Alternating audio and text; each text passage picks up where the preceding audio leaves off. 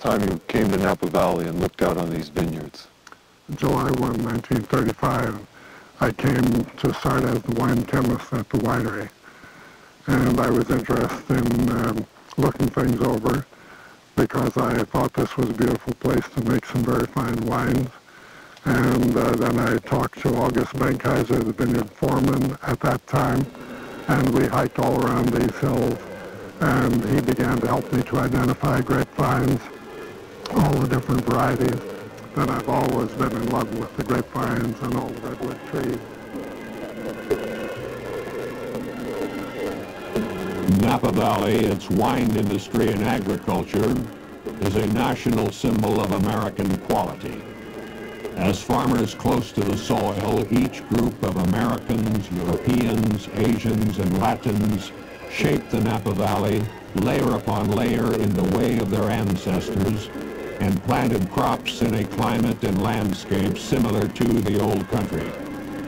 In wanting to belong to this new nation, in wanting to be accepted in this new land, these men and women of Napa Valley dedicated themselves to their homes and communities in a spirit of self-sacrifice, so that future generations could inherit a better life.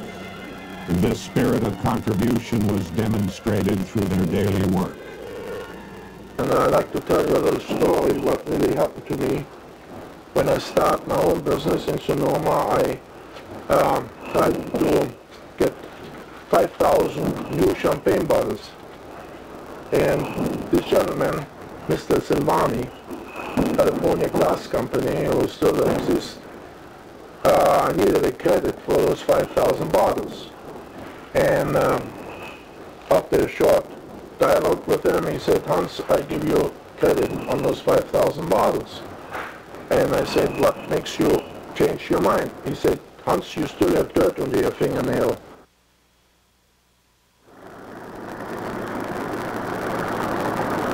What do you feel is the spirit you try to instill in these newcomers coming to our country?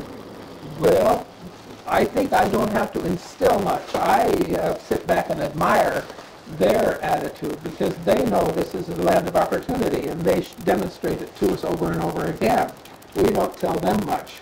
They tell us because they compare what they've had with what there is here, and they demonstrate over and over. Families that come and all pitch in together and all help, and pretty soon they're what you call a big success. And that I admire. When we go to naturalization court, the judges always say that these people are among the nicest, the best people they ever deal with. When they've gone through naturalization court, they don't come back to court as troublemakers. They go and do their duty, voting when they should, studying the issues and voting their consciences. And so as I say, I don't know that I instill much of anything with them. I learn with them. You will honor and cherish your new citizenship in this wonderful country of ours. It is particularly fitting that we here in Napa County are still able to conduct these naturalization ceremonies here in this historic courthouse. We are one of the few Bay Area counties still conducting naturalization ceremonies. Most counties have surrendered this function to the federal authorities in San Francisco. Judge Consgard and I feel strongly that this traditional ceremony conducted twice each year here in Napa is an important part of Napa County's history. This is particularly true as so many of the famous families who settled in Napa County and played an important role in its history were people like yourselves who came here from other lands to seek a new life. The old-timers, I'm quoting old-timers being first people coming over from Italy, Germany, England, wherever. They were dedicated, hard workers, very independent. They wanted to make their dream, whatever it might be, and I know my grandfather wanted to do his own thing. He got involved with the wine industry, shipping of grapes. He found the Napa Valley, and he thought it would be a very good place, good future, good potential for he himself and his family. I think probably foremost is he was not only looking out for himself, but I think he was looking out for his family as the foremost idea. And he wanted to establish something that he knew would grow, the family could get involved with, and build and expand on it. And I'm really appreciative of him today. I remember the house very well. We used to climb up the stairs when we first come here because we lived in a house that didn't have any stairs before.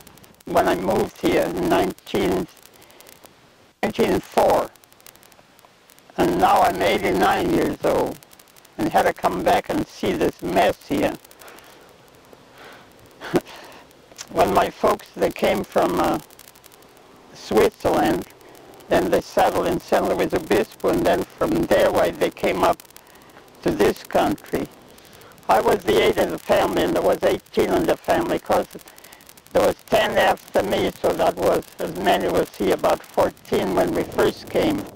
And the oldest, as they got old enough to work, they used to take off on their own. But I wish some of the brothers and sisters could see it now. At least the younger one, because the oldest one, they always left as soon as they got old enough to make a living.